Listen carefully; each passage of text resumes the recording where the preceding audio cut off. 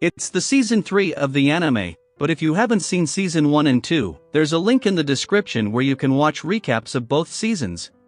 So our third season begins again in the dungeon, where a dragon girl is being pursued by many adventurers, but there Bell enters the scene. Bell was hunting down other monsters himself. But he saw that dragon girl was shaking and crying, so when the other group of adventurers showed up, he hides that girl from those guys even though she was a monster.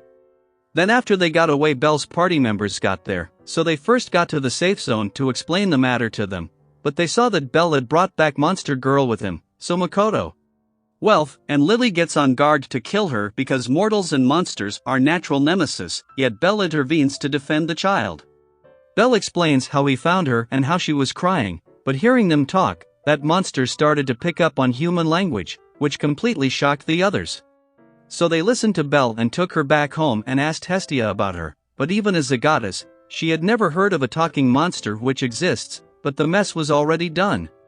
So she let the kids stay at their house for the time being, and everyone decided to call her Weena. Then Hestia told everyone to keep this matter a secret and only ask Hephaestus, Takumi Kazuchi and Miyake, and gather information secretly. So in the meantime, Bell and Haruwami were taking care of Ween. She had gotten attached to Bell, but accidentally her claws injured Bell.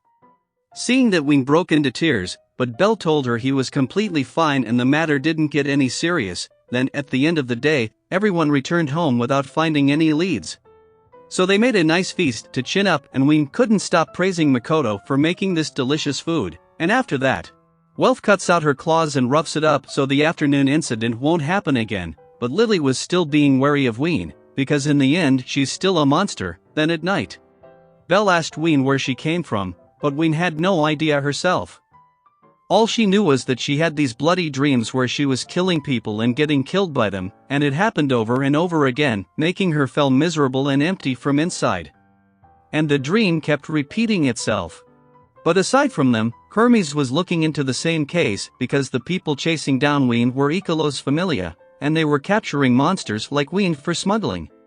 Then the next day, Hestia told everyone to explore the 19th floor of the dungeon again to find clues about Ween's origins in the hope of learning something about her. But since Haruhime and Makoto were staying behind to take care of Ween, they went to Ria to ask if she was willing to join them to get to the 19th floor. But Ryu was busy with tavern work, so she declined, but Aisha heard everything and told Bell she could lend him a hand for his quest, but Aisha wants nighttime payment. So now that Bell's innocence is in line, Ria took the half day from her work to join Bell's party to keep him away from Aisha's paws. With their help they safely got to the 18th floor. But Wealth and Bell then left Lily behind to distract Aisha and Ryu so that they could get to 19th floor themselves, but there, a mysterious figure comes out to ask if they believe they could coexist with each other. They knew she's the same as Ween, but before Bell could answer she abruptly left. So Bell and Wealthy started to return back, but the same guys chasing down Ween saw Bell again, so he told this to their leader that Bell was present when they lost sight of Ween. Then after returning back to surface, that question was still weighing on him, but their Ikelos found Bell and asked him about Ween. Bell can't lie to him since he's a god and mortals can't lie in front of a god, so, before the secret got out, Hermes made his way there and sent Bell away. He knew Ikelos wasn't keeping his familia in check, and as a result they are now running rampant, but Ikelos himself doesn't care as long as he can enjoy the show his familia is putting up for him. Then at night, Ween was playing hide and seek with Haruhime and hides in Bell's room, but she heard the voice of Hestia and others talking in the other room. There, Wealth told them about the person who found them, and by the looks of her question and the disappearance, Wealth knew there were other monsters like Ween. So Lily told them to release Ween outside of the Ororio town, since her presence is dangerous, because if the people find out they are keeping a monster with them, it will be the end of their familia. After all, she was a monster. But Ween heard everything and ran out to find Bell, but there she saw a girl in danger, so she rushes in to save her.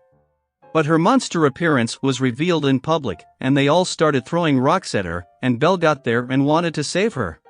But Lily jumps in first in disguise and swoops Ween away from there, and after that they met at Bell and Hestia's first home. And Ween can't stop crying because she can't stay on surface with Bell and the others, and now the whole town was on an uproar to find Ween. So, the guild leader called Ina and gave her a letter to deliver it to Bell. It was a mission assigned by the guild, so Bell couldn't refuse. So he reads the context of the letter and got shocked reading it. He left right away and told everyone about this. They were assigned by the guild to take Ween back to the dungeons with an exact location of where they had to take Ween on the 20th floor. But Dix got this news as well, and Hermes ordered Asufi to follow Ikelos. Aside from that, Hestia meets Fels because there was a secret message written only gods could understand. He took her from a secret passage to meet Uranus. Hestia understood. He gave that mission to Bel and his party to take Ween to the dungeon, but then scene changes to Bel. He and his party made it to the 20th floor, but there wasn't anything there. But suddenly, Ween heard a song coming from there. Sound was faint that was coming from behind that crystal. So Welf broke it off and found a secret way that led to an unexplored territory. The place was darker and they found themselves surrounded by many monsters equipped with weapons. Their numbers were high and they were targeting only Ween, and when the lizard was about to attack Ween, Welf and Makoto saved them and Bel punched the lights out of that guy. Then he started to laugh out loud and the same bird from the 19th floor comes out, so that lizard, Led, apologized because they were testing Bel and his crew to see if they risked their lives for a monster to judge their character. These monsters were different from other monsters. They had feelings and intelligence like humans, and for that Uranus and the guild were protecting them.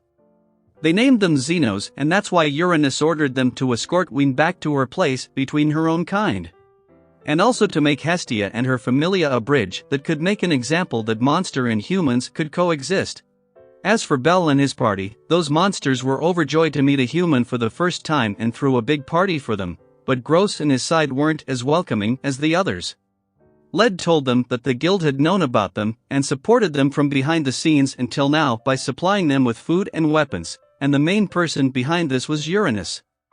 Apart from them, Asufi failed to track down Dix and his crew as they slipped away, but it was all for the best because Dix didn't want Hermes to ruin his monster business.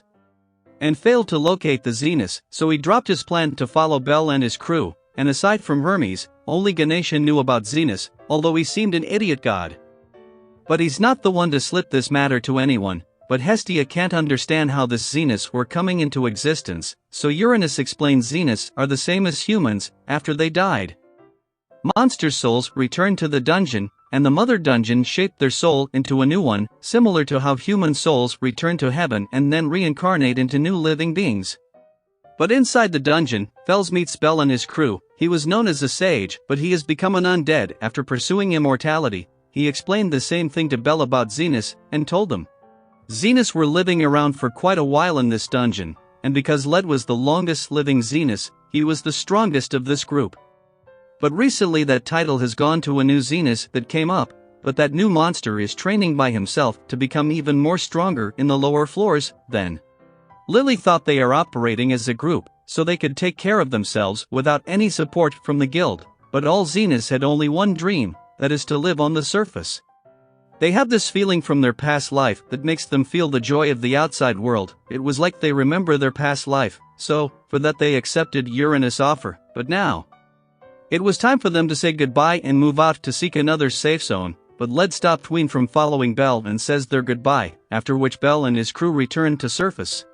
And Ween and a few got separate from the whole team to lessen the risk of getting discovered, plus they finds a new place to stay every time the food supply runs out. But suddenly Ween heard a crying of a monster, so they runs in a hurry to save that Xenos, but it was all a trap set up by Dix and his party to catch even more of the Xenos. So, what will happen now that Ween and her crew have been captured by Dix? Find out in the next part, but in the meantime, subscribe to the channel and hit the bell icon to receive the latest updates. Till then, take care.